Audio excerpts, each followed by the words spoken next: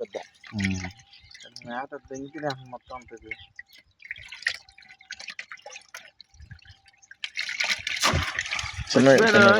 ఆడికి పెట్టు నాసరా పెట్టాడికి సైజ్ చేసుకుంటాడా.